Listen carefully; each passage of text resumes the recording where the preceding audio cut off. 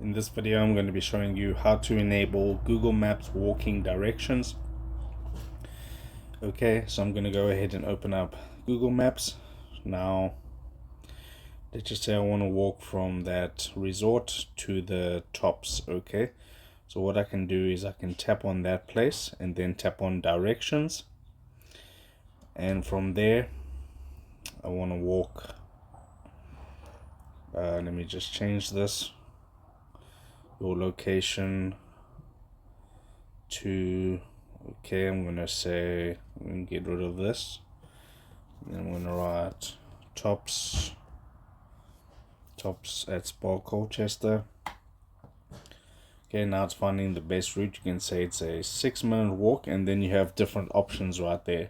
The first one is the car, the second one is the motorbike, and the second one is public transport.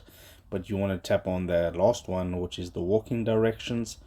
And as you can see, it's going to take about 6 or 7 minutes to walk there.